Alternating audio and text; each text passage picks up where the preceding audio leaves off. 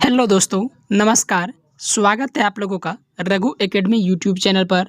दोस्तों, आज हम सीटेट का सितंबर में जो एग्ज़ाम होने वाली है 6 सितंबर से सीडीपी से संबंधित टॉप 200 क्वेश्चंस लेकर आए हैं और वो सभी क्वेश्चंस लेकर आए हैं जो प्रीवियस ईयर क्वेश्चंस में रिपीट हुए हैं।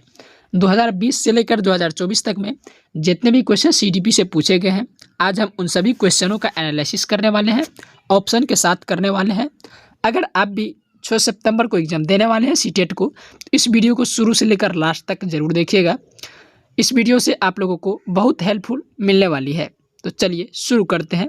आपका पहला प्रश्न हो जाएगा, विकास की प्रक्रिया के बारे में कौन सा कथन सही है? तो विकास की प्रक्रिया के बारे में कौन सा कथन सही हो जाएगा दोस्त? आपके ऑप्शन ए है, यह केवल आनुवंशिकता से तय होता है। गलत बात है। विकास की गति सभी व्यक्तियों में एक समान होती है। नहीं दोस्त, विकास एक सतत और बहुआयामी प्रक्रिया है। देखिए, विकास एक सतत और बहुआयामी प्रक्रिया है। ऑप्शन नंबर सी आपका करेक्ट जवाब हो जाएगा। याद रखिएगा, विकास केवल बचपन तक सीमित नहीं रहता है। ऑप्शन नंबर सी आपका करेक्ट जवाब हो जाएगा। विकास की प्रक्रिया के बारे में कौन सा कथन सही है?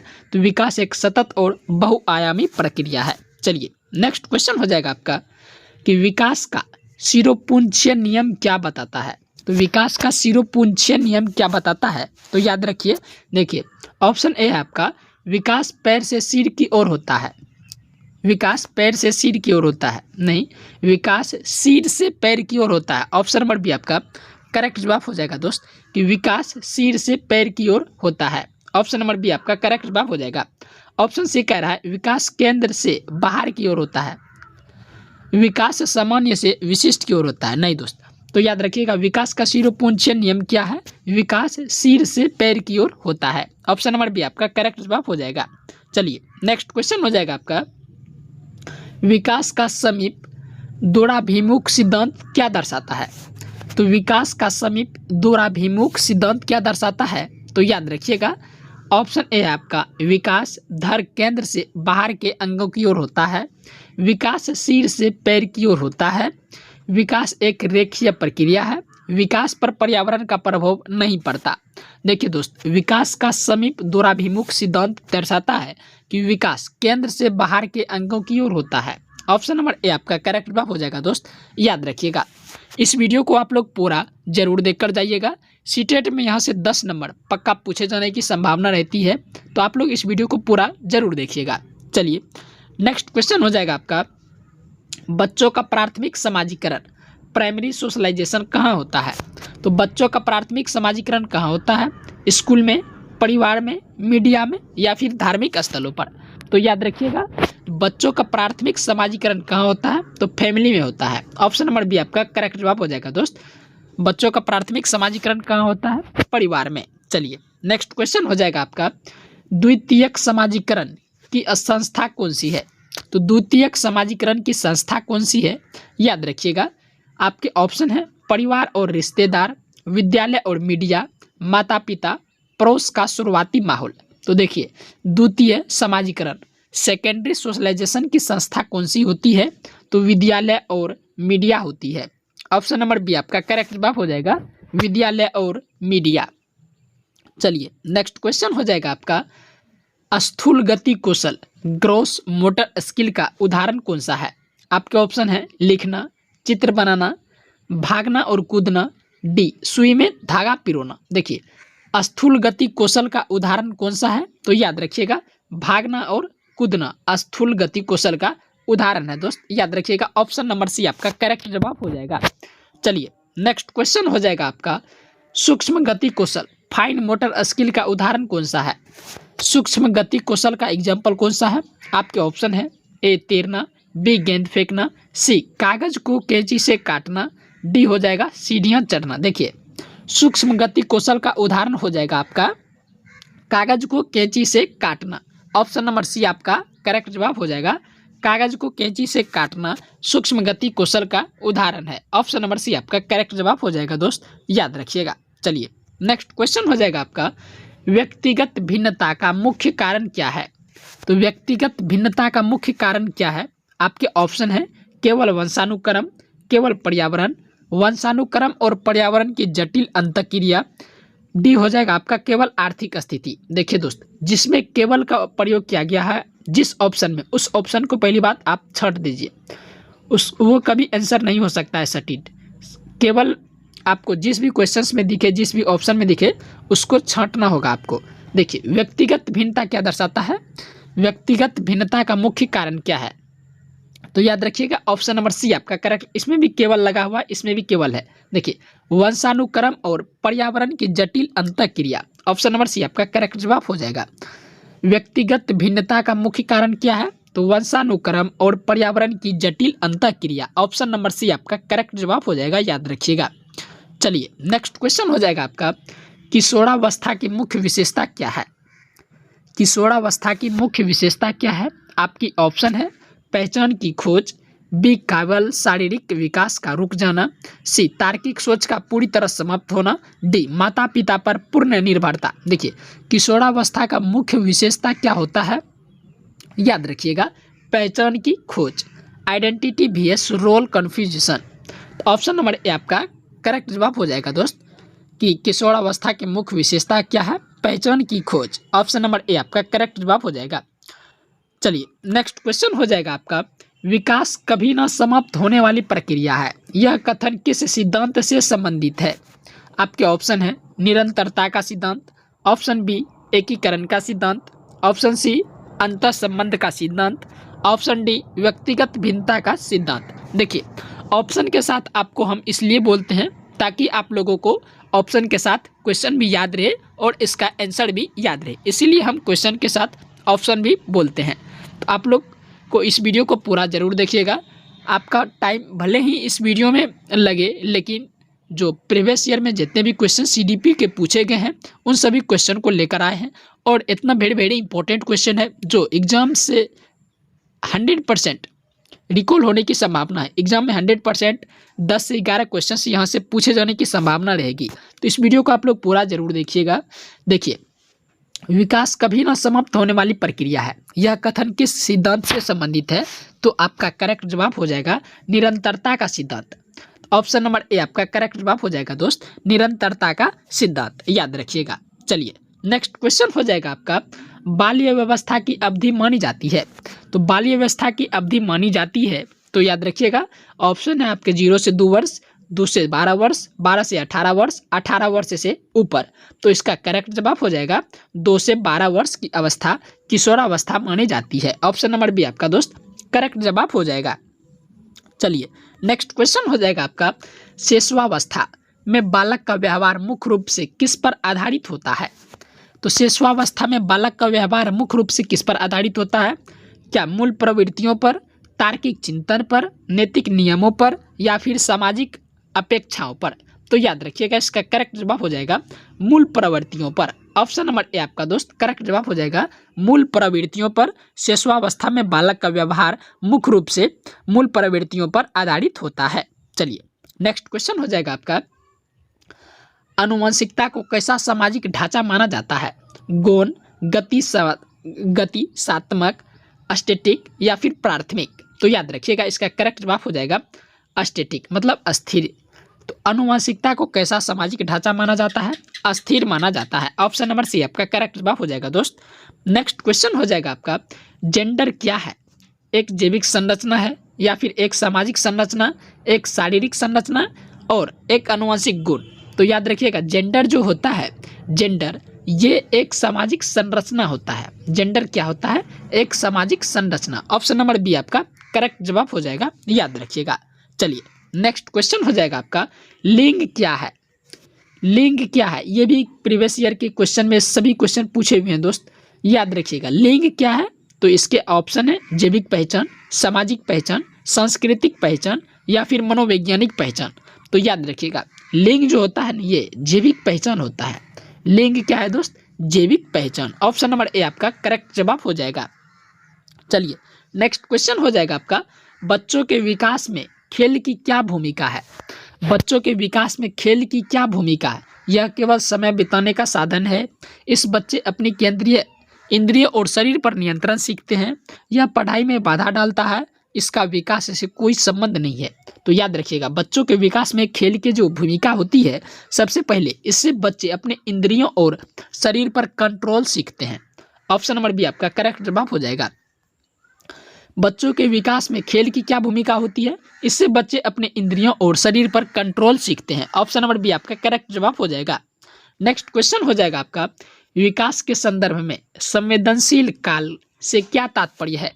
तो विकास के संदर्भ में संवेदनशील काल से क्या तात्पर्य होता है? आपके ऑप्शन है, वह समय जब केवल शारीरिक विकास होता है, वह समय जब बच्चा किसी विशिष्ट क्षमता जैसे भाषा को आसानी से सीखता है, वह समय जब बच्चे पर कोई प्रभाव नहीं पड़ता। आपके ऑप्शन डी है, वह समय जब केवल परीक्षा की तैयारी होती है। तो याद रखिएगा, देखिए विकास के संदर्भ में संवेदनशील से क्या तात्पर्य होता है? वह समय जब बच्चा किसी विशिष्ट क्षमता जैसे भाषा को आसानी से सीखता है। तो ऑप्शन नंबर बी आपका दोस्त करेक्ट जवाब हो जाएगा। याद रखिएगा, वेरी वेरी इंपॉर्टेंट क्वेश्चन है ये सभी क्वेश्चंस, वीडियो को शुरू से लेकर लास्ट तक जरूर देखिएगा। चलिए नेक्स्ट क्वेश्चन हो जाएगा आपका, भाषा विकास के लिए सबसे संवेदनशील समय कौन सा है? तो भाषा विकास के लिए सबसे संवेदनशील समय कौन सा है? आपके ऑप्शन है, जन्म से पूर्व का काल, ऑप्शन बी है प्रारंभिक बाल्य व्यवस्था, ऑप्शन सी है किशोरावस्था, ऑप्शन डी है वयस्कता।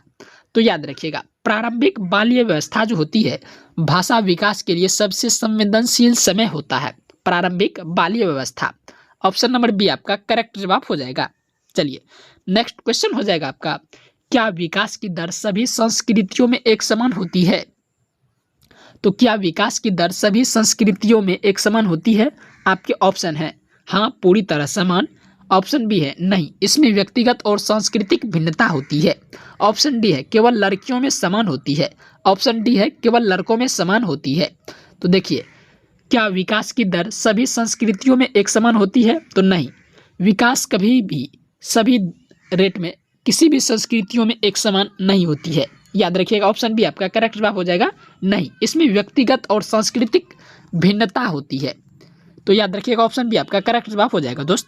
चलिए नेक्स्ट क्वेश्चन हो जाएगा आपका, परिपक्वता मैच्योरेशन का संबंध किससे है? विकास से, बुद्धि से, सृजनात्मकता से या फिर रुचि से? तो याद रखिएगा, जो विकास होता है ना, मैच्योरेशन का संबंध जो है दोस्त, ये विकास से होता है। ऑप्शन नंबर ए आपका करेक्ट जवाब हो जाएगा। मैच्योरेशन का संबंध किससे होता है दोस्त? विकास से। चलिए नेक्स्ट क्वेश्चन हो जाएगा आपका, बच्चे अपने परिवेश से अर्थ कैसे बनाते हैं? बच्चे अपने परिवेश से अर्थ कैसे बनाते हैं? आपके ऑप्शन है, निष्क्रिय रूप से सुनकर, ऑप्शन बी है वस्तुओं के साथ खोजबीन और अंतःक्रिया करके, केवल रटकर, ऑप्शन डी है शिक्षक के डर से। तो याद रखिएगा, इसका करेक्ट जवाब हो जाएगा वस्तुओं के साथ खोजबीन और अंतःक्रिया करके बच्चे अपने परिवेश से अर्थ बनाते हैं। ऑप्शन बी आपका करेक्ट जवाब हो जाएगा दोस्त, याद रखिएगा। चलिए नेक्स्ट क्वेश्चन हो जाएगा आपका, समान प्रतिमान का सिद्धांत क्या कहता है? तो समान प्रतिमान का सिद्धांत क्या कहता है? तो याद रखिएगा, ऑप्शन है आपके, सभी मनुष्यों के बच्चों का विकास क्रम एक जैसा होता है, ऑप्शन बी है सभी बच्चे एक ही गति से बढ़ते हैं, ऑप्शन सी है विकास अचानक रुक जाता है, ऑप्शन डी है केवल शहरी बच्चों का विकास तेजी से होता है। केवल ये भी क्वेश्चन नहीं होगा, विकास अचानक रुक जाता है, विकास कभी अचानक दोस्त नहीं रुकता है, सभी बच्चे एक ही गति से बढ़ते हैं। देखिए, सभी बच्चे एक गति से नहीं बढ़ते हैं, किसकी तार्किक क्षमता ज़्यादा होती है, किसकी कम होती है, सबकी अपने ऊपर डिपेंड करता है। जबकि समान प्रतिमान का सिद्धांत कहता है कि सभी मनुष्यों के बच्चों का विकास क्रम एक जैसा होता है। तो याद रखिएगा, ऑप्शन ए आपका करेक्ट जवाब हो जाएगा दोस्त, सभी मनुष्यों के बच्चों का विकास क्रम एक जैसा होता है। चलिए नेक्स्ट क्वेश्चन हो जाएगा आपका, क्या विकास को पूरी तरह से मापा जा सकता है? क्या विकास को कभी भी पूरी तरह से मापा जा सका है दोस्त? अभी यहाँ पर ऑप्शन है आपके, हाँ पूरी तरह मापा जा सकता है, नहीं कभी नहीं, नहीं गुणात्मक परिवर्तन को केवल अवलोकित किया जा सकता है, केवल मशीन से मापा जा सकता है, नहीं इसमें से कोई नहीं। देखिए दोस्त, विकास को पूरी तरह से मापा नहीं जा सकता, अभी तक कोई भी विकास को पूरी तरह से मापा नहीं जा सकता है। किसी भी विकास को, मान लीजिए कोई आदमी कितना पढ़ा हुआ है, उसके विकास को हम कैसे डेवलप करेंगे?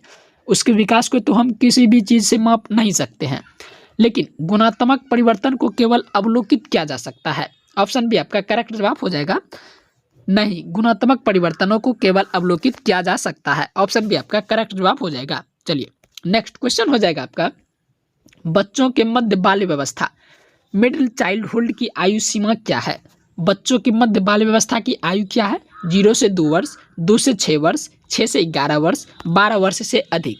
तो याद रखिएगा ऑप्शन सी जो है दोस्त 6 से 11 वर्ष। ऑप्शन सी आपका करेक्ट जवाब हो जाएगा।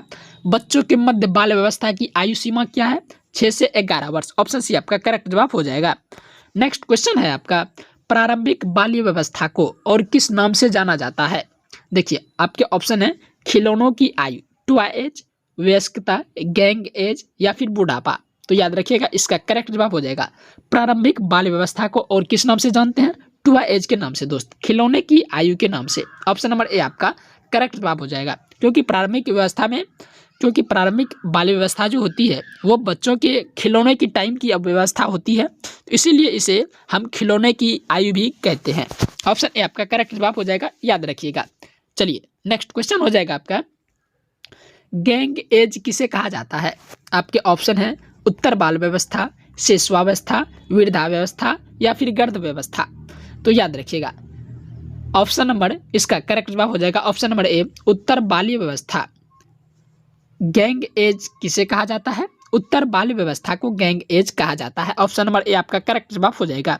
चलिए नेक्स्ट क्वेश्चन है आपका, विकास की दिशा कैसी होती है? निश्चित और क्रमिक, अनिश्चित और अक्रमिक, पूरी तरह से यादृच्छिक, केवल पश्चिमगामी। केवल इसमें भी लगा है, तो ऑप्शन नंबर डी को भी हटा दीजिए। देखिए निश्चित और क्रमिक और विकास की दिशा कैसी होती है? तो विकास की दिशा एक निश्चित होती है और क्रमिक होती है। ऑप्शन नंबर ए आपका करेक्ट जवाब हो जाएगा कि विकास की दिशा निश्चित और क्रमिक होती है। चलिए नेक्स्ट क्वेश्चन है दोस्त, आनुवंशिक गुणों का स्थानांतरण किससे होता है? तो आनुवंशिक गुणों का स्थानांतरण किससे होता है? तो याद रखिए आपके ऑप्शन है माता पिता से बच्चों में, दोस्त से बच्चों में, शिक्षकों से बच्चों में, पड़ोसियों से बच्चों में। देखिए इसका जो राइट आंसर हो जाएगा, तो आनुवंशिक गुणों का स्थानांतरण किससे होता है? बच्चों में जो आनुवंशिक गुण होंगे वो किनसे आएंगे? तो उनके माता पिता से आएंगे। तो माता पिता से बच्चों में। ऑप्शन नंबर ए आपका करेक्ट जवाब हो जाएगा, माता पिता से बच्चों में। चलिए नेक्स्ट क्वेश्चन देखते हैं, प्रकृति पोषण, नेचर न्यूटर विवाद में प्रकृति का क्या अर्थ है? तो नेचर और न्यूटर विवाद में प्रकृति का क्या अर्थ है? याद रखिएगा इसका ऑप्शन है हमारे आसपास का वातावरण, जैविक विशिष्टताएं है, आनुवंशिक सूचनाएं, भौतिक संसार, स्कूल का माहौल। देखिए इसका जो करेक्ट जवाब हो जाएगा जैविक विशिष्टताएं या आनुवंशिक सूचनाएं। नेचर और न्यूचर विवाद में प्रकृति का क्या अर्थ होता है? जैविक विशिष्टताएं या आनुवंशिक सूचनाएं। ऑप्शन नंबर बी आपका करेक्ट जवाब हो जाएगा। नेचर और न्यूचर विवाद में प्रकृति का क्या अर्थ है? जैविक विशिष्टताएं या आनुवंशिक सूचनाएं। क्योंकि ये बार क्वेश्चंस कई बार रिपीट हुआ है, सीटेट के प्रीवियस ईयर में 2020 में भी पूछा हुआ प्रश्न है और ये क्वेश्चंस 2023 में भी पूछा हुआ प्रश्न है, तो 2 बार रिपीट हो चुका है। तो याद रखिएगा जैविक विशिष्टताएं या आनुवंशिक सूचनाएं। चलिए नेक्स्ट क्वेश्चन हो जाएगा आपका, पोषण न्यूटर में क्या अर्थ है? पोषण का क्या अर्थ है? तो याद रखिएगा आपके ऑप्शन आनुवंशिक गुण, वातावरणीय प्रभाव और पालन पोषण, डीएनए, शारीरिक बनावट। तो देखिए पोषण का क्या अर्थ होता है दोस्त? वातावरणीय प्रभाव और पालन पोषण। पोषण का अर्थ क्या होता है? वातावरणीय प्रभाव और पालन पोषण। ऑप्शन नंबर बी आपका करेक्ट जवाब हो जाएगा, याद रखिएगा। चलिए नेक्स्ट क्वेश्चन हो जाएगा आपका, जीन पियाजे के अनुसार संज्ञानात्मक विकास की कितनी अवस्थाएं होती है? Option A 3, option B 4, option C 5, option D 6। तो जीन पियाजे के अनुसार संज्ञानात्मक विकास की कितनी अवस्थाएं होती है? तो याद रखिएगा 4 अवस्थाएं होती है। ऑप्शन नंबर बी आपका दोस्त करेक्ट जवाब हो जाएगा। नेक्स्ट क्वेश्चन हो जाएगा आपका, जीन पियाजे की पहली अवस्था 0 से 2 वर्ष को क्या कहा जाता है?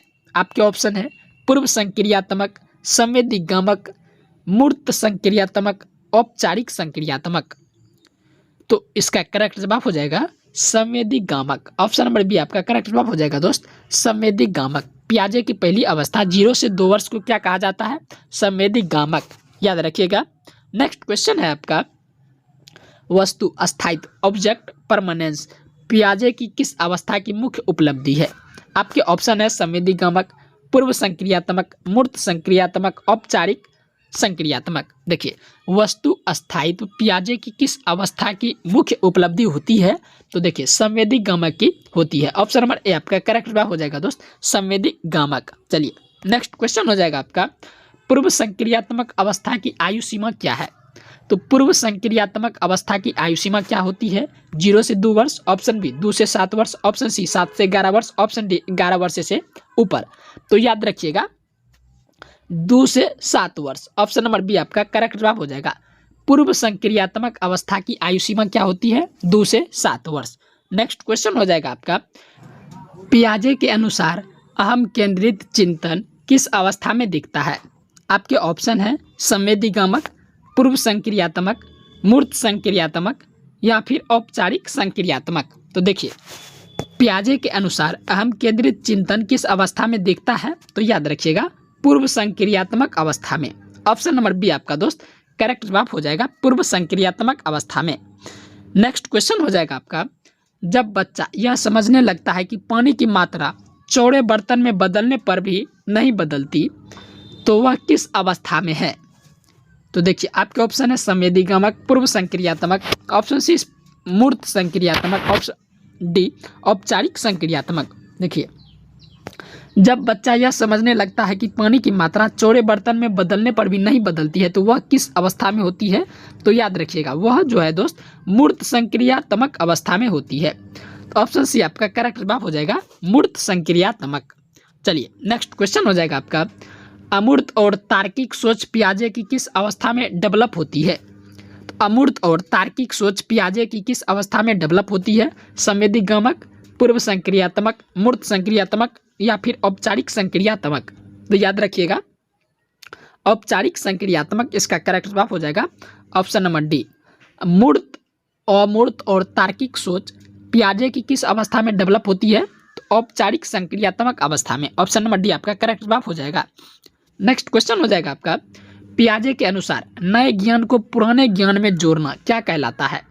आपके ऑप्शन है ऑप्शन ए आत्मसातीकरण, समायोजन, संतुलन या फिर पार।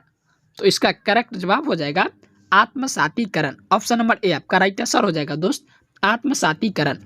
तो पियाजे के अनुसार नए ज्ञान को पुराने ज्ञान में जोड़ना क्या कहलाता है? आत्मसातीकरण कहलाता है। नेक्स्ट क्वेश्चन हो जाएगा आपका, जब बच्चा अपनी पुरानी योजनाओं में बदलाव करता है तो उसे क्या कहते हैं? जब बच्चा अपनी पुरानी योजनाओं में बदलाव करता है तो उसे क्या कहते हैं? आपके ऑप्शन है आत्मसातीकरण, समायोजन, पार या फिर ZPD। तो याद रखिएगा दोस्त इसका करेक्ट जवाब हो जाएगा समायोजन। ऑप्शन नंबर बी आपका करेक्ट जवाब हो जाएगा, जब बच्चा अपनी पुरानी योजनाओं में बदलाव करता है तो उसे क्या कहते हैं? समायोजन। याद रखिएगा ऑप्शन नंबर डी आपका करेक्ट जवाब हो जाएगा। नेक्स्ट क्वेश्चन हो जाएगा आपका, स्कीमा का क्या अर्थ है? स्कीमा का अर्थ क्या होता है? आपके ऑप्शन है मानसिक संरचनाओं का संगठित पैकेट, ऑप्शन बी है शारीरिक अभ्यास, ऑप्शन सी है रटने की प्रक्रिया, ऑप्शन डी है परीक्षा की योजना। तो स्कीमा जो होता है, ये स्कीमा का अर्थ होता है मानसिक संरचनाओं का संगठित पैकेट, मानसिक संरचनाओं का संगठित पैकेट। ऑप्शन ए आपका करेक्ट जवाब हो जाएगा। चलिए नेक्स्ट क्वेश्चन हो जाएगा आपका, लेव वाइगोत्स्की किस देश के मनोवैज्ञानिक थे? तो लेव वाइगोत्स्की किस देश के वैज्ञानिक थे? याद रखिएगा आपके ऑप्शन है स्विट्जरलैंड, रूस, अमेरिका या जर्मनी। तो लेव वाइगोत्स्की जो है दोस्त ये किस देश के मनोवैज्ञानिक थे? तो आपका ऑप्शन नंबर बी करेक्ट जवाब हो जाएगा, रूस। तो लेव वाइगोत्स्की किस देश के मनोवैज्ञानिक थे? रूस देश के। याद रखिएगा। नेक्स्ट क्वेश्चन हो जाएगा आपका, वाइगोत्स्की के सिद्धांत का क्या नाम है? आपके ऑप्शन है सामाजिक सांस्कृतिक सिद्धांत, मनोविश्लेषणात्मक सिद्धांत, व्यवहारवादी सिद्धांत, नैतिक विकास का सिद्धांत। ऑप्शन नंबर डी नैतिक विकास सिद्धांत। याद रखिएगा इसका करेक्ट जवाब हो जाएगा सामाजिक सांस्कृतिक सिद्धांत। ऑप्शन नंबर ए आपका करेक्ट जवाब हो जाएगा दोस्त, सामाजिक सांस्कृतिक सिद्धांत। तो वाइगोत्स्की के सिद्धांत का क्या नाम है? सामाजिक सांस्कृतिक सिद्धांत। ऑप्शन ए आपका करेक्ट जवाब हो जाएगा, याद रखिएगा। नेक्स्ट क्वेश्चन हो जाएगा आपका जेडपीडी का पूर्ण रूप क्या है। जेडपीडी का पूरा नाम क्या है? Zone of proximal development, zone of physical development, zone of primary development, zone of psychological development. देखिए जेडपीडी का फुल फॉर्म जो होता है दोस्त, ये होता है zone of proximal development. Option number A आपका करेक्ट जवाब हो जाएगा। जेडपीडी का फुल फॉर्म जब भी आपसे पूछे तो याद रखिएगा zone of proximal, P proximal development, zone of proximal development. Option A आपका करेक्ट जवाब हो जाएगा। नेक्स्ट क्वेश्चन हो जाएगा आपका जेडपीडी का अर्थ क्या होता है। देखिए आपके ऑप्शन है जो बच्चा अकेले कर सकता है और जो सहायता से कर सकता है उसके बीच का अंतर। ऑप्शन बी हो गया आपका केवल बच्चे का अकेला काम नहीं हो सकता, केवल लगा हुआ है दोस्त, छोड़ दीजिए इसको।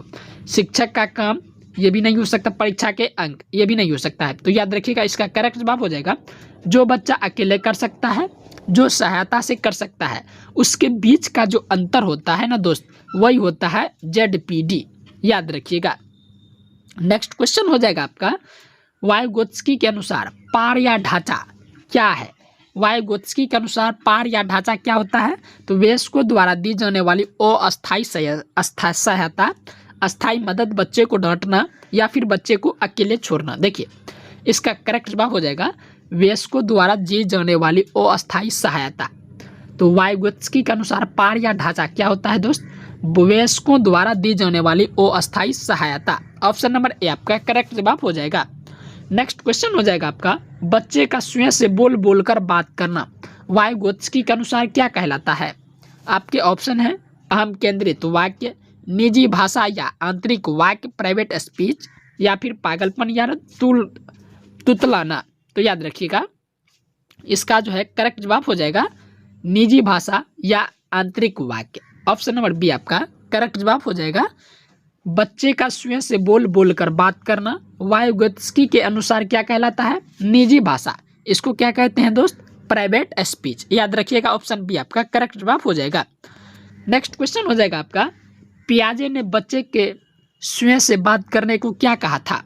तो पियाजे ने बच्चे के स्वयं से बात करने को क्या कहा था? आपके ऑप्शन है अहम केंद्रित वाक्य, ऑप्शन बी है निजी वाक्य, ऑप्शन सी है पार या सामाजिक वाक्य। तो याद रखिएगा ऑप्शन ए आपका करेक्ट जवाब हो जाएगा अहम केंद्रित वाक्य।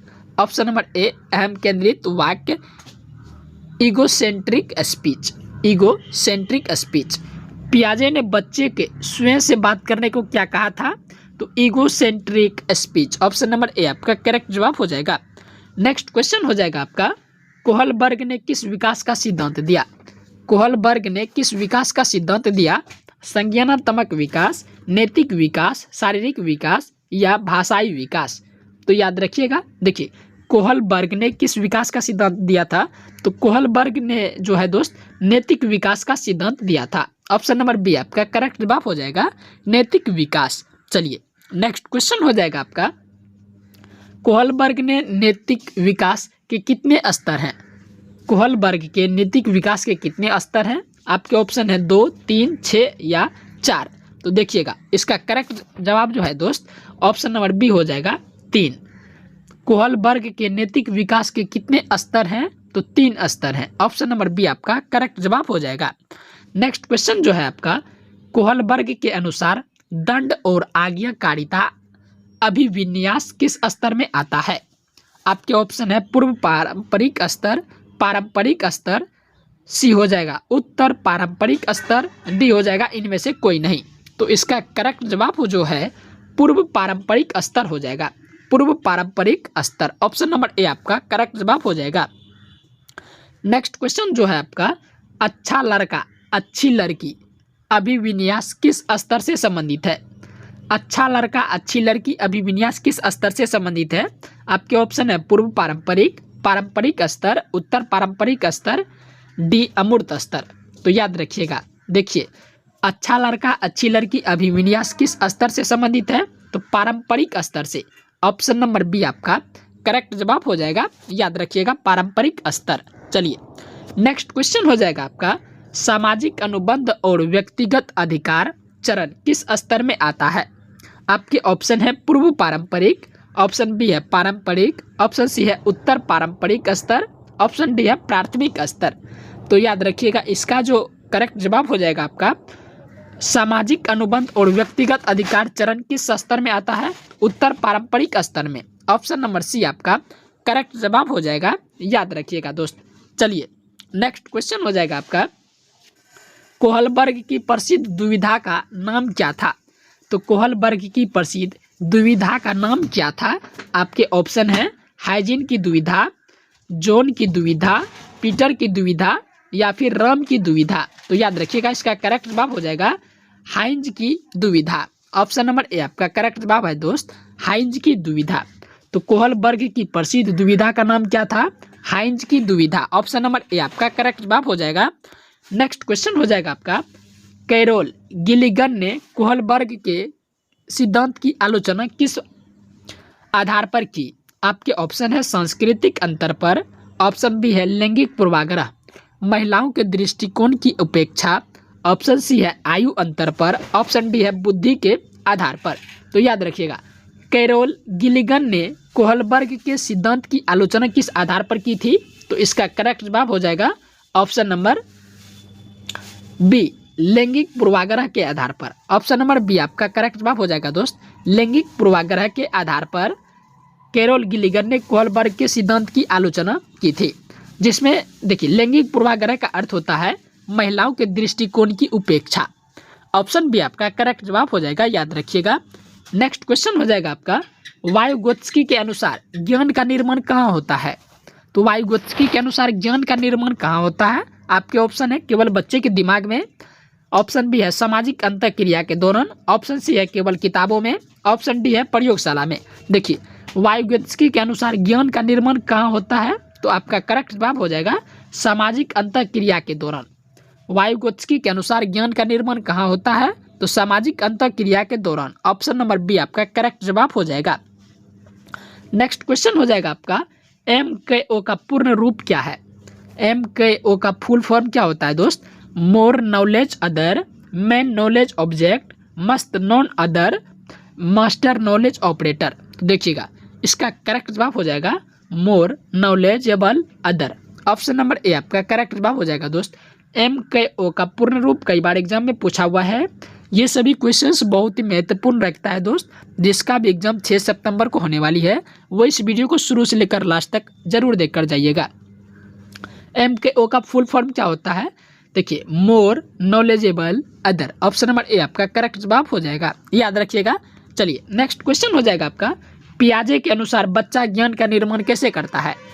तो पियाजे के अनुसार बच्चा जो है दोस्त ज्ञान का निर्माण कैसे करता है? आपके ऑप्शन है एक नन्हे वैज्ञानिक की तरह सक्रिय होकर, निष्क्रिय रूप से, केवल नकल करके, या फिर इनाम पाने के लिए। देखिए पियाजे के अनुसार बच्चे ज्ञान का निर्माण कैसे करता है? नन्हे वैज्ञानिक की तरह सक्रिय होकर। जब तक बच्चा एक नन्हे वैज्ञानिक की तरह एक्टिव नहीं रहेगा तब तक बच्चे को ज्ञान का निर्माण नहीं हो सकता है। इसीलिए ऑप्शन नंबर ए आपका करेक्ट जवाब हो जाएगा। ऑप्शन नंबर ए आपका करेक्ट जवाब हो जाएगा। चलिए नेक्स्ट क्वेश्चन हो जाएगा आपका जीववाद एनिमिज्म, बेजान वस्तुओं की सजीव समझना। तो एनिमिज्म का अर्थ होता है दोस्त बेजान वस्तुओं को सजीव समझना। पियाजे की किस अवस्था का लक्षण है? देखिए जीववाद पियाजे की किस अवस्था का लक्षण है? संवेदीगामक, पूर्व संक्रियात्मक, मूर्त संक्रियात्मक या फिर औपचारिक संक्रियात्मक। तो इसका करेक्ट जो जवाब हो जाएगा दोस्त ऑप्शन नंबर बी पूर्व संक्रियात्मक। ऑप्शन नंबर बी आपका करेक्ट जवाब हो जाएगा पूर्व संक्रियात्मक। चलिए नेक्स्ट क्वेश्चन हो जाएगा आपका सहपाठी शिक्षण पीर ट्यूटोरिंग को कौन सा सिद्धांत बढ़ावा देता है? तो सहपाठी शिक्षण को कौन सा सिद्धांत बढ़ावा देता है? आपके ऑप्शन है ए पियाजे का सिद्धांत, बी वाइगोत्स्की का सामाजिक सांस्कृतिक सिद्धांत, ऑप्शन सी है स्किनर का सिद्धांत, ऑप्शन डी है थॉर्नडाइक का सिद्धांत।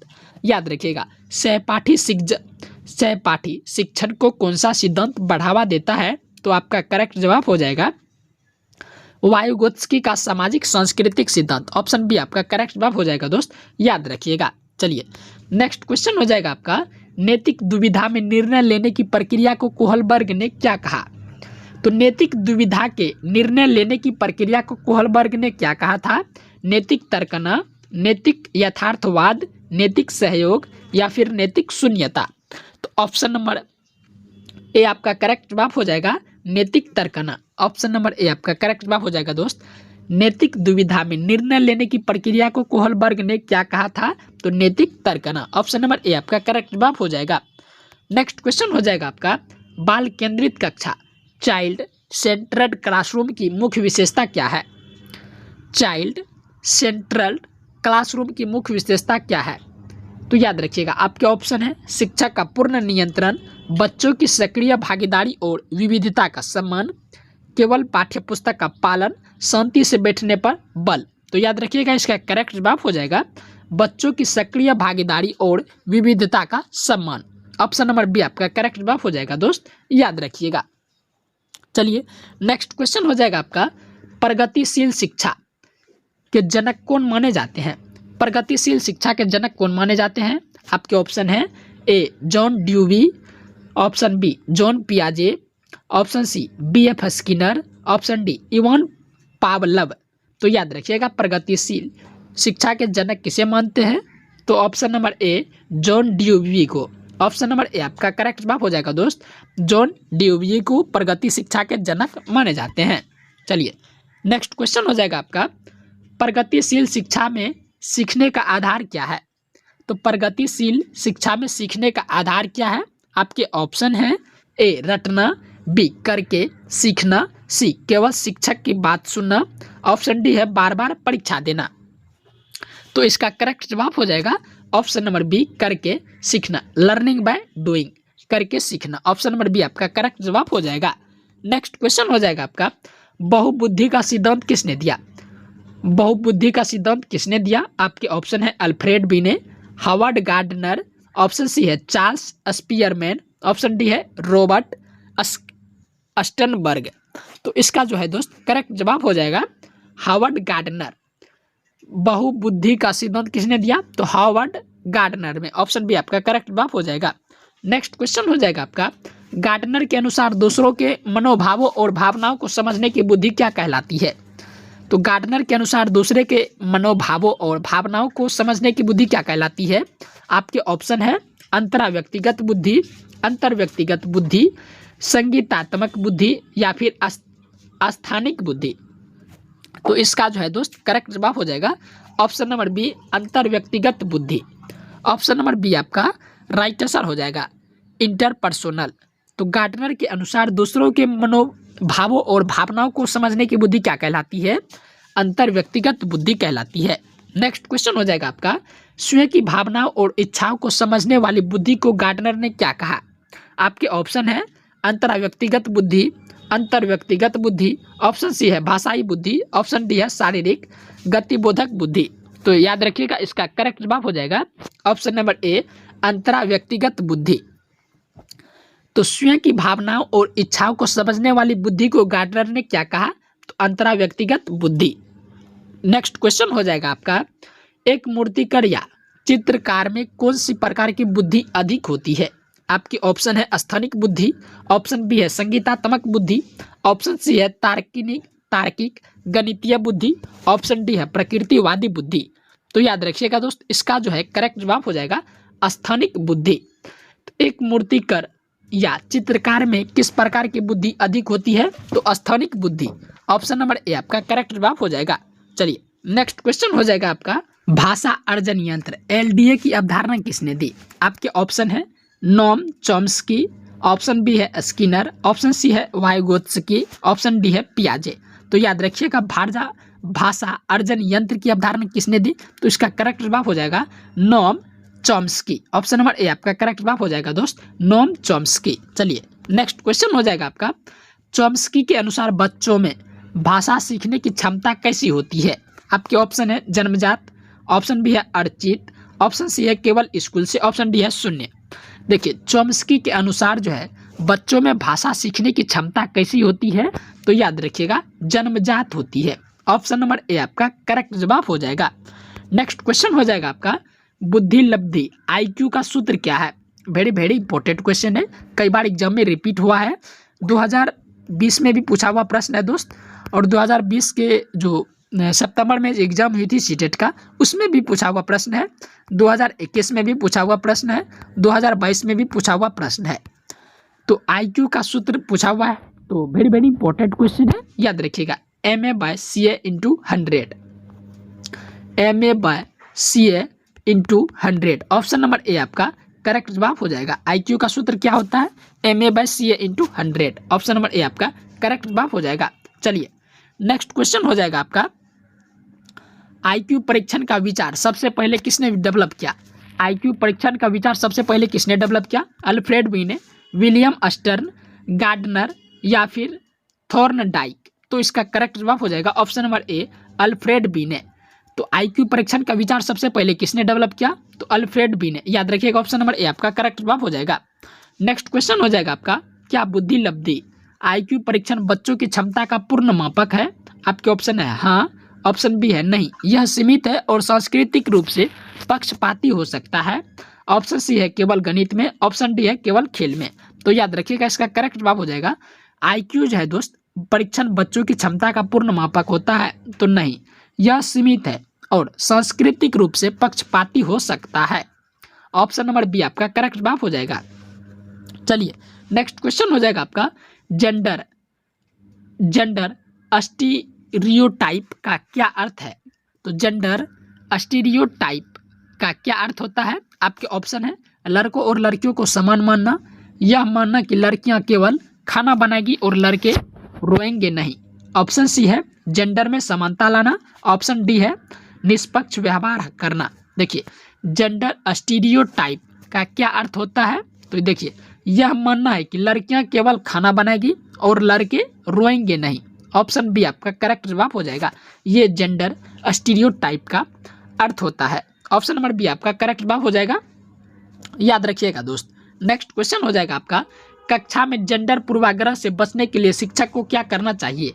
आपके ऑप्शन है गैर पारंपरिक भूमिकाओं को बढ़ावा देना, केवल लड़कों को नेता बनाना, केवल लड़कियों को सजावट का काम देना, ऑप्शन जी है जेंडर के आधार पर अलग बैठाना।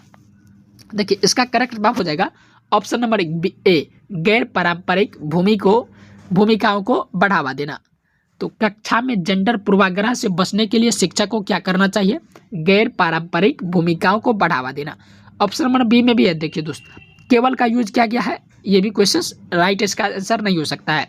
जिस क्वेश्चन में भी केवल का ऑप्शन दिया होगा उस ऑप्शन को आप लोग छांट के जरूर चलिएगा, केवल किसी सीमित वर्ड के लिए नहीं होता है, इसीलिए इसका option number B, option number C गलती हो जाएगा। देखिए ऑप्शन नंबर डी कहता है जेंडर के आधार पर अलग बैठाना, ये कभी हो नहीं सकता है कि कक्षा में जेंडर पूर्वाग्रह से बचने के लिए शिक्षक को जेंडर के आधार पर अलग बैठाना होगा। देखिए कक्षा में जेंडर पूर्वाग्रह से बचने के लिए शिक्षक को करना क्या होता है कि गैर पारंपरिक भूमिकाओं को बढ़ावा देना होता है, ऑप्शन नंबर ए आपका करेक्ट जवाब हो जाएगा, याद रखिएगा। चलिए नेक्स्ट क्वेश्चन हो जाएगा आपका, सतत और व्यापक मूल्यांकन में व्यापक शब्द का क्या अर्थ है? दोस्त ये भी क्वेश्चंस कई बार रिपीट हो चुका है, तो व्यापक का अर्थ क्या होता है? देखिए आपके ऑप्शन है केवल शैक्षणिक क्षेत्र, आपके ऑप्शन बी है शैक्षणिक और सह शैक्षिक दोनों क्षेत्र, ऑप्शन सी है केवल वार्षिक परीक्षा, ऑप्शन डी है केवल खेलकूद। केवल इसमें भी दिया हुआ है, सी डी नहीं हो सकता है, तो आपका राइट आंसर हो जाएगा शैक्षिक और सह शैक्षिक दोनों क्षेत्र, ऑप्शन नंबर बी आपका करेक्ट जवाब हो जाएगा दोस्त, शैक्षिक और सह शैक्षणिक दोनों क्षेत्र। चलिए नेक्स्ट क्वेश्चन हो जाएगा आपका, सीखने के लिए आकलन का मुख्य उद्देश्य क्या है? आपके ऑप्शन है छात्रों को ग्रेड और अंक देना, ऑप्शन बी है सीखने की प्रक्रिया के दौरान सुधार करना, ऑप्शन सी है बच्चों की तुलना करना, ऑप्शन डी है अंतिम परीक्षा लेना। तो देखिए दोस्त सीखने के लिए आकलन का मुख्य उद्देश्य होता है सीखने की प्रक्रिया के दौरान सुधार करना, ऑप्शन नंबर बी आपका करेक्ट जवाब हो जाएगा। चलिए नेक्स्ट क्वेश्चन हो जाएगा आपका, सीखने का आकलन कब होता है? आपके ऑप्शन है शिक्षण प्रक्रिया के दौरान, ऑप्शन बी है सत्र या पाठ के अंत में, ऑप्शन सी है कक्षा शुरू होने से पहले, ऑप्शन डी है कभी नहीं। देखिए सीखने का आकलन कब होता है? तो याद रखिएगा सत्र या पाठ के अंत में। बच्चों में सीखने का आकलन कब होता है? जब वो सत्र शुरू होता है, जब या अंत होता है, इस टाइम में ही बच्चों में सीखने का आकलन होता है, तो ऑप्शन नंबर बी आपका करेक्ट जवाब हो जाएगा। नेक्स्ट क्वेश्चन हो जाएगा, स्व आकलन क्या बढ़ावा देता है?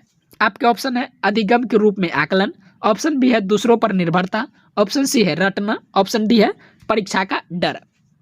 देखिए दोस्त, स्व आकलन, ये सेल्फ असेसमेंट क्या बढ़ावा देता है? तो इसका राइट आंसर हो जाएगा अधिगम के रूप में आकलन, अधिगम के रूप में आकलन। ऑप्शन नंबर ए आपका करेक्ट जवाब हो जाएगा। नेक्स्ट क्वेश्चन हो जाएगा आपका रचनात्मक मूल्यांकन कैसा होना चाहिए? तो रचनात्मक मूल्यांकन कैसा होना चाहिए?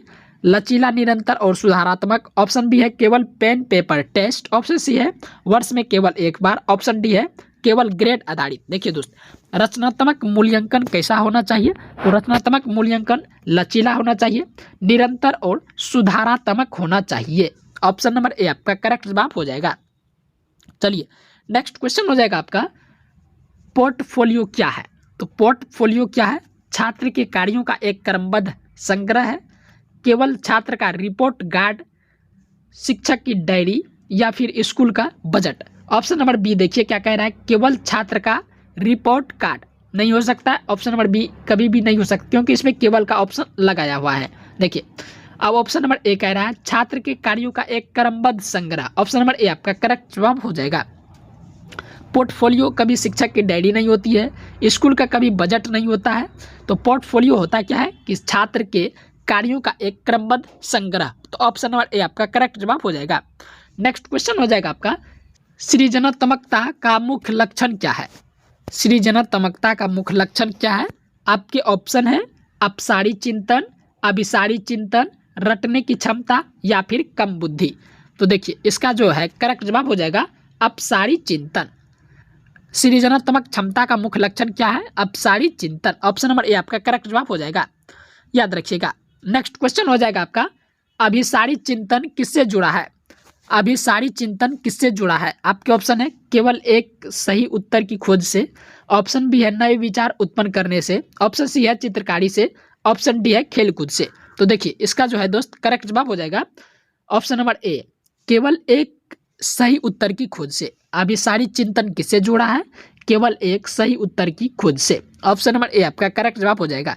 देखिए यहाँ पर जो है दोस्त ऑप्शन जो ए दिया हुआ है इसमें भी केवल है, बट इसमें बोल रहा है केवल एक सही उत्तर की खोज से अभिसारी चिंतन जुड़ा हुआ है। ऑप्शन नंबर ए आपका करेक्ट जवाब हो जाएगा, याद रखिएगा। नेक्स्ट क्वेश्चन हो जाएगा आपका प्राथमिक स्तर पर बच्चों को शिक्षा किस भाषा में दी जानी चाहिए? आपके ऑप्शन है ए अंग्रेजी में, बी मातृभाषा में, सी राष्ट्रभाषा में, डी विदेशी भाषा में। देखिए प्राथमिक स्तर पर बच्चों को शिक्षा किस भाषा में देनी चाहिए? तो इसका करेक्ट जवाब हो जाएगा मातृभाषा में। ऑप्शन नंबर बी आपका करेक्ट जवाब हो जाएगा, मातृभाषा में प्राथमिक स्तर पर बच्चों को शिक्षा दी जानी चाहिए। नेक्स्ट क्वेश्चन हो जाएगा आपका बहुभाषिकता कक्षा में क्या है? बहुभाषिकता कक्षा में क्या है? एक बाधा, एक समृद्ध संसाधन, एक समस्या, ऑप्शन नंबर डी शिक्षक के लिए बोझ। तो इसका करेक्ट जवाब हो जाएगा एक समृद्ध संसाधन। ऑप्शन नंबर बी आपका करेक्ट जवाब हो जाएगा दोस्त, एक समृद्ध संसाधन। नेक्स्ट क्वेश्चन हो जाएगा आपका एक समावेशी शिक्षक को बच्चों की गलतियों को कैसा देखना चाहिए? आपके ऑप्शन है सीखने का एक अवसर और अंतर्दृष्टि के रूप में, ऑप्शन बी है लापरवाही के रूप में, ऑप्शन सी है दंड देने के कारण के रूप में, ऑप्शन डी है बच्चों की मूर्खता के रूप में। देखिए एक समावेशी शिक्षक को बच्चों की गलतियों को कैसे देखना चाहिए? तो इसका करेक्ट जवाब हो जाएगा ऑप्शन नंबर ए, सीखने का एक अवसर और अंतर्दृष्टि के रूप में देखना चाहिए। ऑप्शन नंबर ए आपका करेक्ट जवाब हो जाएगा। नेक्स्ट क्वेश्चन हो जाएगा आपका समालोचनात्मक चिंतन को बढ़ावा देने के लिए शिक्षक को क्या करना चाहिए? आपके ऑप्शन है खुले अंत वाले प्रश्न पूछना, केवल हाँ या ना वाले प्रश्न पूछना, उत्तर सी ऑप्शन सी आपका है उत्तर रटने को कहना, ऑप्शन डी है केवल पाठ्य पुस्तक से पढ़वाना। देखिए इसका करेक्ट जवाब हो जाएगा दोस्त खुले अंत वाले प्रश्न पूछना। ऑप्शन नंबर ए आपका करेक्ट जवाब हो जाएगा खुले अंत वाले प्रश्न पूछना। समालोचनात्मकता चिंतन को बढ़ावा देने के लिए शिक्षक को क्या करना चाहिए? खुले अंत वाले प्रश्न पूछना चाहिए। नेक्स्ट क्वेश्चन हो जाएगा आपका लर्निंग बाय डूइंग किस शिक्षण की पद्धति की मुख्य आधारशिला है? लर्निंग बाय डूइंग किस शिक्षण पद्धति की मुख्य आधारशिला है? आपके ऑप्शन है प्रगतिशील शिक्षा, ऑप्शन बी है पारंपरिक शिक्षा, ऑप्शन सी है व्याख्यान विधि, ऑप्शन डी है रटंत शिक्षा। तो इसका करेक्ट जवाब हो जाएगा प्रगतिशील शिक्षा। ऑप्शन नंबर ए आपका करेक्ट जवाब हो जाएगा प्रगतिशील शिक्षा। चलिए नेक्स्ट क्वेश्चन हो जाएगा आपका बाल केंद्रित शिक्षा में शिक्षक की भूमिका कैसी होती है? आपके ऑप्शन है ए एक सुगमकर्ता, बी एक तानाशाह, सी एक निष्क्रिय दर्शक, डी केवल ज्ञान का दाता। देखिए, बाल केंद्रित शिक्षा में शिक्षक की भूमिका कैसी होती है, तो याद रखिएगा दोस्त, एक सुगमकर्ता के जैसा। ऑप्शन नंबर ए आपका करेक्ट जवाब हो जाएगा, एक सुगमकर्ता। चलिए नेक्स्ट क्वेश्चन हो जाएगा आपका, बुद्धि का द्विकारक सिद्धांत किसने दिया? तो बुद्धि का द्विकारक सिद्धांत किसने दिया? आपके ऑप्शन है चार्ल्स स्पीयरमैन, ऑप्शन बी है बीने, ऑप्शन सी है गार्डनर, ऑप्शन डी है थॉर्नडाइक। तो याद रखिएगा इसका करेक्ट जवाब हो जाएगा दोस्त चार्ल्स स्पीयरमैन। तो बुद्धि का द्विकारक सिद्धांत किसने दिया? तो चार्ल्स स्पीयरमैन ने। ऑप्शन ए आपका करेक्ट जवाब हो जाएगा। नेक्स्ट क्वेश्चन हो जाएगा आपका, समावेशी शिक्षा किस सिद्धांत पर आधारित है? आपके ऑप्शन है समता और समान अवसर पर, ऑप्शन बी है सामाजिक अलगाव पर, ऑप्शन सी है केवल योग्यता के आधार पर प्रवेश, ऑप्शन डी है दया और सहानुभूति। देखिए दोस्त, समावेशी शिक्षा जो है, समावेशी शिक्षा का अर्थ किस पर आधारित है? इसका थ्योरी देखिए समता और समान अवसर पर आधारित है। ऑप्शन नंबर ए आपका करेक्ट जवाब हो जाएगा, याद रखिएगा। नेक्स्ट क्वेश्चन हो जाएगा आपका, समावेशी शिक्षा का क्या अर्थ है? आपके ऑप्शन है सभी बच्चों को बिना किसी मतभेद के एक ही स्कूल में शिक्षा देना, ऑप्शन बी है विशेष बच्चों के लिए अलग स्कूल बनाना, ऑप्शन सी है केवल प्रतिभाशाली बच्चों को पढ़ाना, ऑप्शन डी है केवल आर्थिक रूप से कमजोर बच्चों को पढ़ाना। देखिए दोस्त, यहाँ पर भी केवल का यूज किया गया है, यहाँ पर भी केवल का यूज किया गया है, तो ऑप्शन सी और डी नहीं हो सकता है। और रहा बात ऑप्शन बी का, तो विशेष बच्चों के लिए अलग स्कूल बनाना, ये कभी हो नहीं सकता है कि जो बच्चों कमजोर है उसके लिए अलग स्कूल बनाए, जो बच्चे होशियार है उसके लिए अलग भी स्कूल बनाए। तो विशेष बच्चों के लिए अलग स्कूल बनाना ये कोई कानून नहीं है। देखिए ऑप्शन ए कहता है समावेशी शिक्षा का अर्थ जो होता है सभी बच्चों को बिना किसी मतभेद के एक ही स्कूल में शिक्षा देना। ऑप्शन नंबर ए आपका करेक्ट जवाब हो जाएगा, याद रखिएगा। चलिए नेक्स्ट क्वेश्चन हो जाएगा आपका, डिसलेक्सिया किससे संबंधित है? डिसलेक्सिया किससे संबंधित है? आपके ऑप्शन है पठन विकार, ऑप्शन बी है लेखन विकार, ऑप्शन सी है गणितीय विकार, ऑप्शन डी है ध्यान केंद्रित न कर पाना। तो डिसलेक्सिया किससे संबंधित है? तो याद रखिएगा इसका करेक्ट जवाब हो जाएगा पठन विकार से। ऑप्शन नंबर ए आपका करेक्ट जवाब हो जाएगा दोस्त, पठन विकार। नेक्स्ट क्वेश्चन हो जाएगा आपका, डिस्ग्राफिया किससे संबंधित विकार है? आपके ऑप्शन है लिखने में समस्या, पढ़ने में समस्या, चलने में समस्या, सुनने में समस्या। तो याद रखिएगा इसका करेक्ट जवाब हो जाएगा लिखने में समस्या। डिस्ग्राफिया किससे संबंधित विकार है? तो लिखने में समस्या से संबंधित। ऑप्शन ए आपका करेक्ट जवाब हो जाएगा। नेक्स्ट क्वेश्चन हो जाएगा आपका, डिसकुलकुलिया किस प्रकार की अक्षमता है? तो डिसकैलकुलिया किस प्रकार की अक्षमता है? आपके ऑप्शन है गणितीय गणनाओं में कठिनाई, भाषा समझने में समस्या, बोलने में समस्या, डी देखने में समस्या। तो याद रखिएगा डिसकैलकुलिया किस प्रकार की अक्षमता है? तो इसका करेक्ट जवाब हो जाएगा दोस्त गणितीय गणनाओं में कठिनाई। ऑप्शन ए आपका करेक्ट जवाब हो जाएगा, याद रखिएगा। नेक्स्ट क्वेश्चन हो जाएगा आपका, ADHD का पूर्ण रूप क्या है? आपके ऑप्शन है attention deficit hyperactivity disorder, option B है एक्टिव डेफिसिट हाइपर डिसऑर्डर, आपका सी है option number C attention double health disease, option D है ऑटो डेफिसिट डिसऑर्डर। तो याद रखिएगा इसका करेक्ट जवाब हो जाएगा attention deficit hyperactivity disorder. ADHD का फुल फॉर्म क्या होता है? तो attention deficit hyperactivity disorder. Option number A आपका करेक्ट जवाब हो जाएगा दोस्त, याद रखिएगा। फुल फॉर्म से संबंधित 2 से 3 क्वेश्चंस पूछे जाते हैं, हर एक शिफ्ट में पूछे गए हैं और हर एक साल पूछे गए हैं, तो याद रखिएगा। चलिए नेक्स्ट क्वेश्चन हो जाएगा आपका, ADHD से पीड़ित बच्चों का मुख्य लक्षण क्या है? आपके ऑप्शन एक जगह टिक कर न बैठ पाना और आवेगशीलता, ऑप्शन बी है बहुत धीमी गति से चलना, ऑप्शन सी है केवल सोना, ऑप्शन डी है गणित में बहुत तेज होना। तो इसका करेक्ट जवाब हो जाएगा ऑप्शन नंबर ए एक जगह टिक करना बैठ पाना और आवेगशीलता। ऑप्शन नंबर ए आपका करेक्ट जवाब हो जाएगा। चलिए नेक्स्ट क्वेश्चन हो जाएगा आपका, ऑटिज्म से ग्रसित बच्चों में क्या लक्षण देखा जाता है?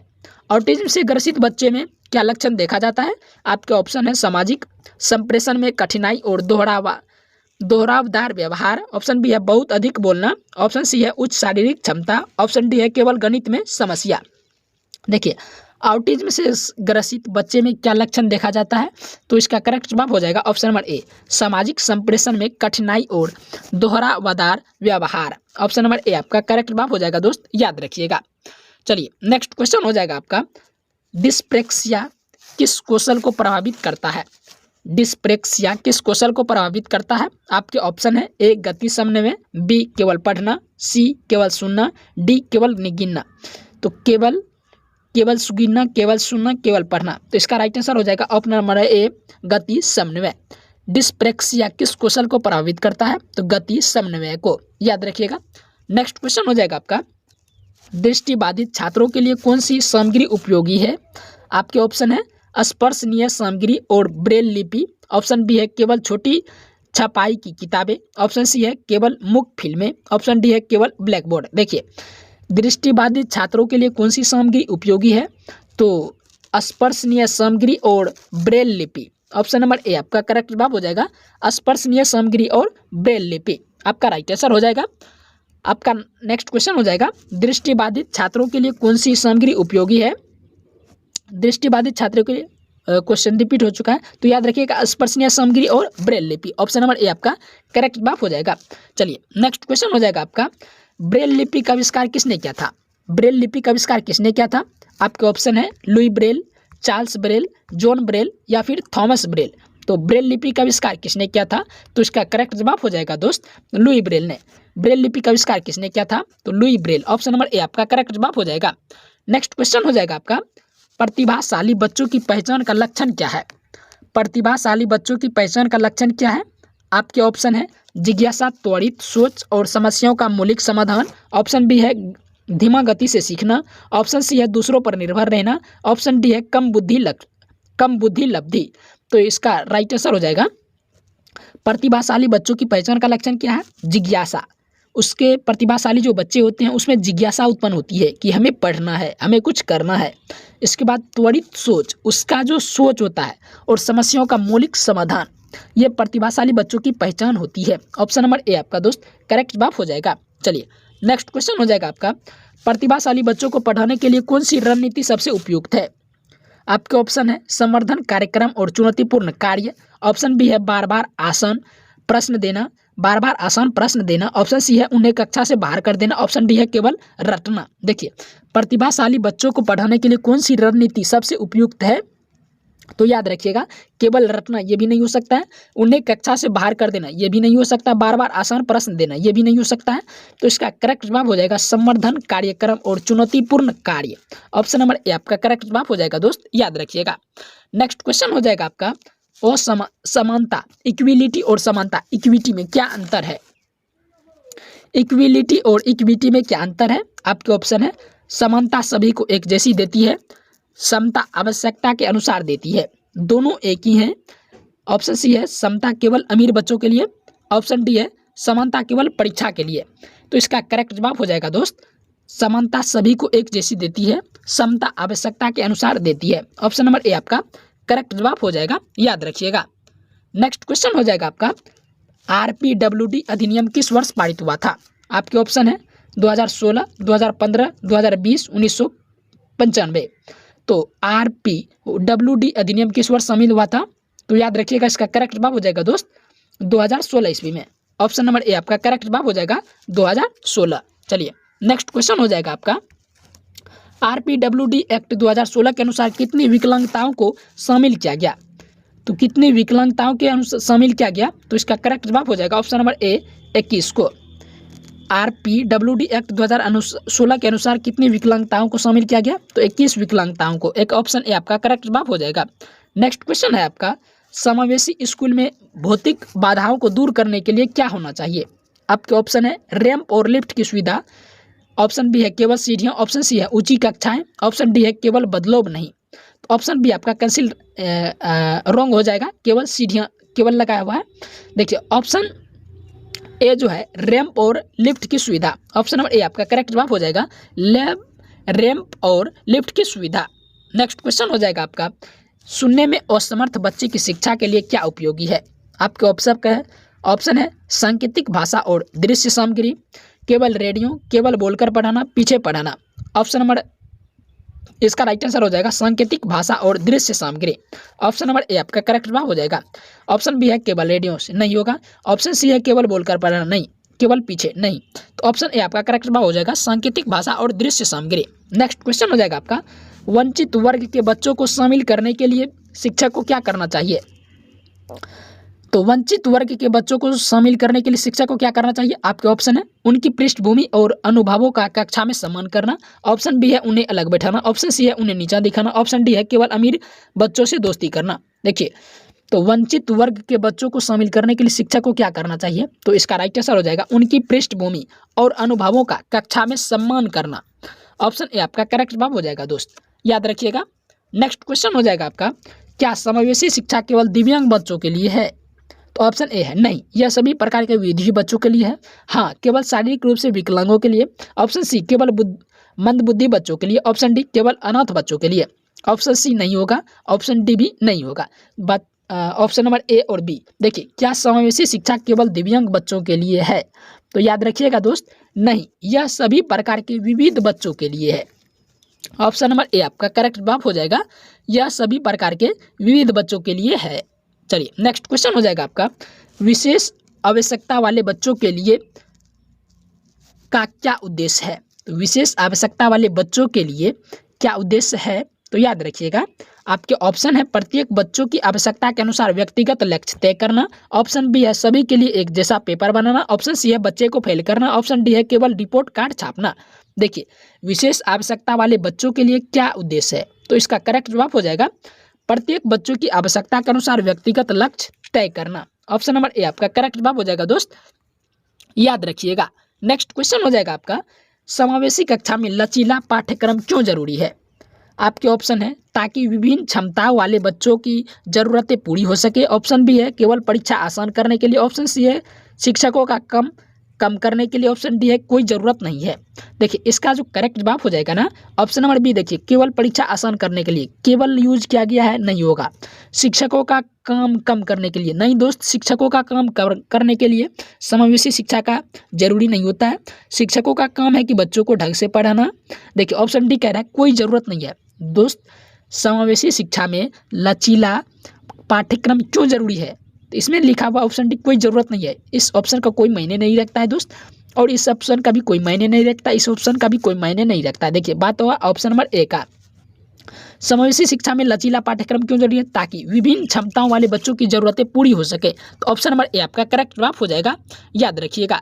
नेक्स्ट क्वेश्चन हो जाएगा आपका, सीखने की आवश्यकता वाले बच्चों, सीखने की आवश्यकता वाले बच्चे। देखिए, ऑप्शन ए कह रहा है कुछ क्षेत्रों में सीखने में कठिनाई का अनुभव करते हैं। ऑप्शन बी बिल्कुल बुद्धिमान नहीं होते। ऑप्शन सी कभी कुछ नहीं सीख सकते। ऑप्शन डी हमेशा हिंसक होते हैं। देखिए दोस्त, बिल्कुल बुद्धिमान नहीं होते, सीखने की आवश्यकता वाले बच्चे कभी बुद्धिमान नहीं होते हैं। ऐसे कभी हुआ है कि जो बच्चे सीखने के लिए चाह रहा है और कभी बुद्धिमान नहीं होगा? ऐसे कभी भी नहीं हुआ है, कभी कुछ नहीं सीख सकता। ऐसी कोई बच्चा नहीं है जो सीखने की ललक को हो, जिस बच्चे में सीखने की ललक हो और कभी वह कुछ सीख नहीं सकता हो।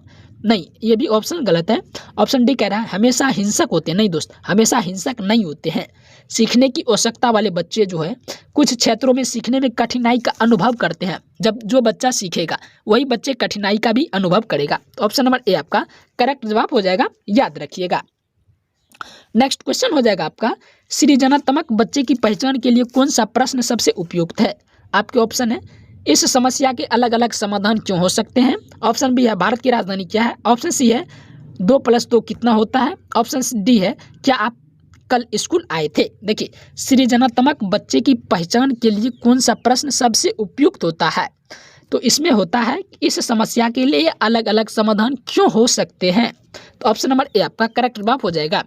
नेक्स्ट क्वेश्चन हो जाएगा आपका, हकलाने की समस्या से निपटने के लिए कौन सी विधि अपनाई जाती है? आपके ऑप्शन है ए प्रावर्धिक वाक्य, बी डांटना, सी चुप रहने को कहना, डी सजा देना। देखिए, इसका करेक्ट जवाब हो जाएगा प्रावर्धित वाक्य। ऑप्शन नंबर ए आपका करेक्ट जवाब हो जाएगा दोस्त। नेक्स्ट क्वेश्चन हो जाएगा आपका, धीमी गति से सीखने वाले बच्चों के लिए क्या आवश्यक है? आपके ऑप्शन है उपचारात्मक शिक्षण। ऑप्शन बी है स्कूल से निकालना। ऑप्शन सी है उसी कक्षा में रोक देना। ऑप्शन डी है उपेक्षा करना। देखिए दोस्त, धीमी गति से सीखने वाले बच्चों के लिए क्या आवश्यक होता है? तो उपचारात्मक शिक्षण। उपचारात्मक शिक्षण। ऑप्शन नंबर ए आपका करेक्ट जवाब हो जाएगा। नेक्स्ट क्वेश्चन हो जाएगा आपका, प्रतिभाशाली बच्चों का आईक्यू आमतौर पर कितना माना जाता है? प्रतिभाशाली बच्चों का आईक्यू आमतौर पर कितना माना जाता है? तो याद रखिएगा, इसका करेक्ट जवाब हो जाएगा 140 या उससे अधिक। ऑप्शन नंबर ए आपका करेक्ट जवाब हो जाएगा। नेक्स्ट क्वेश्चन है आपका, समावेशी शिक्षा किस मानवाधिकार दस्तावेज से प्रेरित है? आपके ऑप्शन है मानवाधिकारों की सार्वभौमिक घोषणा और सलामांका वक्तव्य।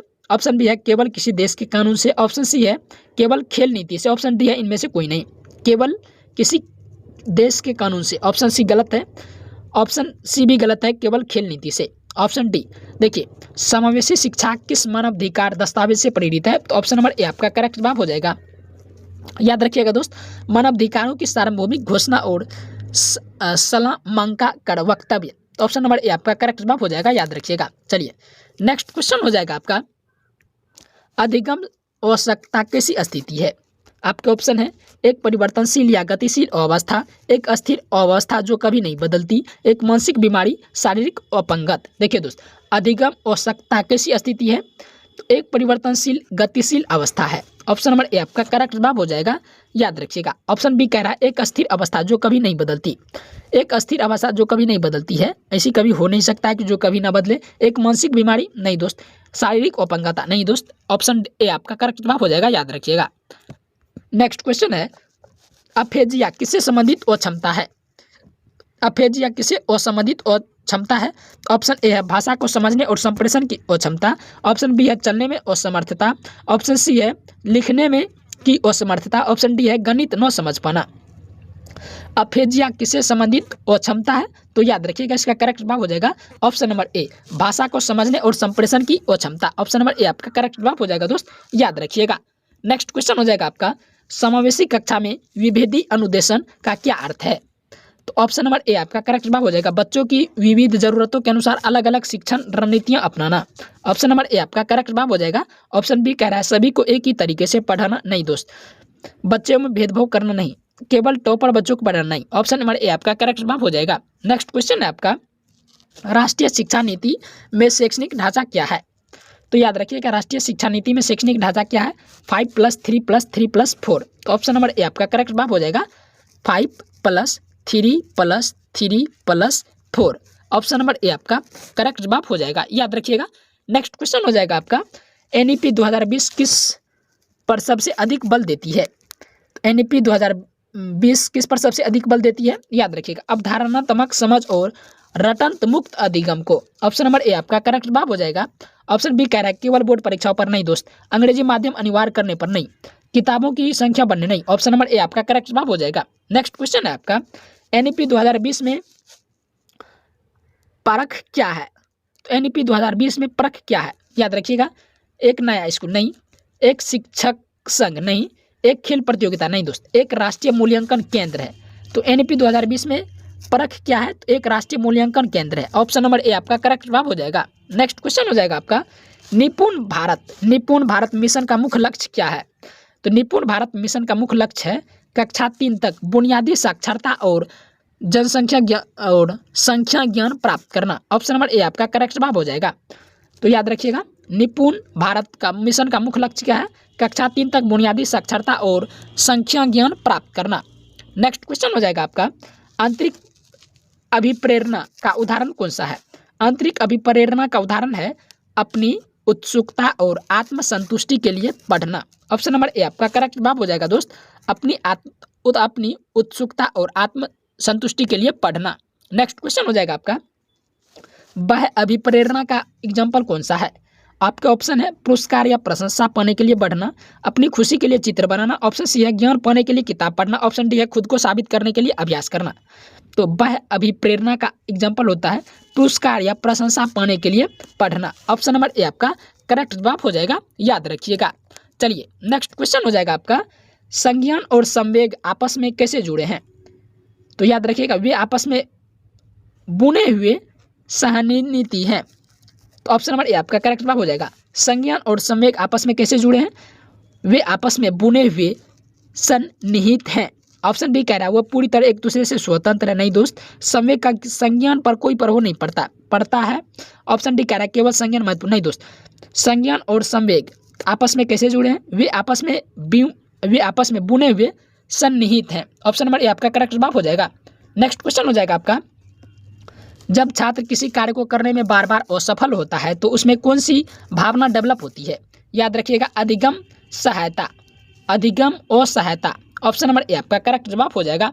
नेक्स्ट क्वेश्चन हो जाएगा आपका, मेटा कॉग्निशन का क्या अर्थ है? तो याद रखिएगा, अपनी ही सोच और चिंतन प्रक्रिया के बारे में सोचना। मेटा कॉग्निशन का अर्थ क्या होता है? अपनी ही सोच और चिंतन प्रक्रिया के बारे में सोचना। ऑप्शन नंबर ए आपका करेक्ट जवाब हो जाएगा। नेक्स्ट क्वेश्चन हो जाएगा आपका, समस्या समाधान में कार्यात्मक अस्थिरता क्या है? तो याद रखिएगा, वस्तु का केवल एक ही पारंपरिक उपयोग सोच पाना। ऑप्शन बी कह रहा है समस्या को जल्दी हल करना। ऑप्शन सी है नया तरीका खोजना। ऑप्शन डी है तार्किक सोच। तो याद रखिएगा, समस्या समाधान में कार्यात्मक अस्थिरता का क्या अर्थ होता है? वस्तु का केवल एक ही पारंपरिक उपयोग सोच पाना। ऑप्शन नंबर ए आपका करेक्ट जवाब हो जाएगा, याद रखिएगा। नेक्स्ट क्वेश्चन हो जाएगा आपका, जब शिक्षार्थी किसी समस्या को हल करने के लिए पुरानी समान समस्या को हल का उपयोग करता है तो उसे क्या कहते हैं? याद रखिएगा, समरूपता। क्या कहते हैं दोस्त? समरूपता। ऑप्शन नंबर ए आपका करेक्ट जवाब हो जाएगा। नेक्स्ट क्वेश्चन हो जाएगा आपका, निदान और उपचार का क्या अर्थ है? निदान का अर्थ होता है कठिनाई का पता लगाना, उपचार का अर्थ होता है कठिनाई को दूर करना। ऑप्शन नंबर ए आपका करेक्ट जवाब हो जाएगा, याद रखिएगा। निदान का अर्थ ये नहीं होता है कि सजा देना, और ये भी नहीं होता है कि परीक्षा लेना, ये सभी गलत है। Option number C, option number B, option number D भी गलत है। निदान का अर्थ होता है कठिनाई का पता लगाना, और उपचार का अर्थ होता है कठिनाई को दूर करना। ऑप्शन नंबर ए आपका करेक्ट जवाब हो जाएगा। नेक्स्ट क्वेश्चन हो जाएगा आपका, एक शिक्षक को कक्षा में त्रुटियों को कैसे संबोधित करना चाहिए? एक शिक्षक को कक्षा में त्रुटियों को कैसे संबोधित करना चाहिए? बच्चों की सोच की प्रक्रिया को समझने के अवसर के रूप में। ऑप्शन नंबर ए आपका करेक्ट जवाब हो जाएगा दोस्त, याद रखिएगा। चलिए नेक्स्ट क्वेश्चन हो जाएगा आपका, अर्थपूर्ण अधिगम कब होता है? अर्थपूर्ण अधिगम कब होता है? जब ज्ञान को छात्र के पूर्व अनुभव से जोड़ा जाता है। ऑप्शन नंबर ए आपका करेक्ट जवाब होता है। ऑप्शन नंबर ए आपका राइट आंसर हो जाएगा। अर्थपूर्ण अधिगम कब होता है? जब ज्ञान को छात्र के पूर्व अनुभव से जोड़ा जाता है। नेक्स्ट क्वेश्चन, संरचनावादी दृष्टिकोण के अनुसार अधिगम क्या है? संरचनावादी दृष्टिकोण के अनुसार अधिगम क्या है? तो ज्ञान के निर्माण की एक सक्रिय और सामाजिक प्रक्रिया। ऑप्शन नंबर ए आपका करेक्ट जवाब हो जाएगा दोस्त, याद रखिएगा। नेक्स्ट क्वेश्चन, प्रभावी शिक्षण के लिए कक्षा का माहौल कैसा होना चाहिए? सहयोगी और भय मुक्त। ऑप्शन नंबर ए आपका करेक्ट जवाब हो जाएगा। प्रभावी शिक्षण के लिए कक्षा का माहौल कैसा होना चाहिए? सहयोगी और भय मुक्त। नेक्स्ट क्वेश्चन, भ्रांतियां बच्चों में होना क्या दर्शाता है? यह उनकी सोच का एक स्वाभाविक हिस्सा है। ऑप्शन नंबर ए आपका करेक्ट जवाब हो जाएगा, याद रखिएगा। नेक्स्ट क्वेश्चन, आरटीई अधिनियम 2009 के अनुसार 6 से 14 वर्ष के बच्चों के लिए कैसी शिक्षा का अधिकार है? निःशुल्क और अनिवार्य शिक्षा। ऑप्शन नंबर ए आपका करेक्ट जवाब हो जाएगा दोस्त, याद रखिएगा। ये सभी वेरी इंपॉर्टेंट क्वेश्चन है दोस्त, याद रखने का। और इस वीडियो को आप लोग पूरा शुरू से लेकर लास्ट तक जरूर देखिएगा। चलिए नेक्स्ट क्वेश्चन हो जाएगा आपका, आरटीई एक्ट 2009 के अनुसार प्राथमिक स्तर पर शिक्षा छात्र अनुपात क्या होना चाहिए? 1:30। 30 बच्चों पर एक शिक्षक होनी चाहिए। ऑप्शन नंबर ए आपका करेक्ट जवाब हो जाएगा, 1:30। नेक्स्ट क्वेश्चन है आपका, आरटीई 2009 के अनुसार उच्च प्राथमिक स्तर पर शिक्षक छात्र अनुपात क्या है? तो 2009 के अनुसार उच्च प्राथमिक स्तर पर शिक्षा छात्र का अनुपात क्या होना चाहिए? 1:35। ऑप्शन नंबर ए आपका करेक्ट जवाब हो जाएगा। नेक्स्ट क्वेश्चन हो जाएगा आपका, आरटीई 2009 के तहत प्राथमिक शिक्षक के लिए एक वर्ष में न्यूनतम कितने कार्य दिवस तय हैं? तो याद रखिएगा, इसका करेक्ट जवाब हो जाएगा ऑप्शन नंबर ए 200 दिन। ऑप्शन नंबर ए आपका करेक्ट जवाब हो जाएगा 200 दिन। नेक्स्ट क्वेश्चन हो जाएगा आपका, उच्च प्राथमिक स्तर पर शिक्षक के लिए कार्य दिवस और घंटे कितने हैं? तो याद रखिएगा 220 दिन और 1000 घंटे। ऑप्शन नंबर ए आपका करेक्ट जवाब हो जाएगा दोस्त, 220 दिन 1000 घंटे। नेक्स्ट क्वेश्चन, एनसीएफ 2005 के अनुसार शिक्षा का मुख्य उद्देश्य क्या है? एनसीएफ 2005 के अनुसार शिक्षा का मुख्य उद्देश्य क्या है? ज्ञान को स्कूल के बाहरी जीवन से जोड़ना। ऑप्शन नंबर ए आपका करेक्ट जवाब हो जाएगा, ज्ञान को स्कूल से के बाहरी जीवन से जोड़ना। नेक्स्ट क्वेश्चन, एनसीएफ 2005 के अनुसार शिक्षक की भूमिका क्या है? तो सुविधादाता। एनसीएफ 2005 के अनुसार शिक्षक की भूमिका क्या है? सुविधादाता। ऑप्शन नंबर ए आपका करेक्ट जवाब हो जाएगा।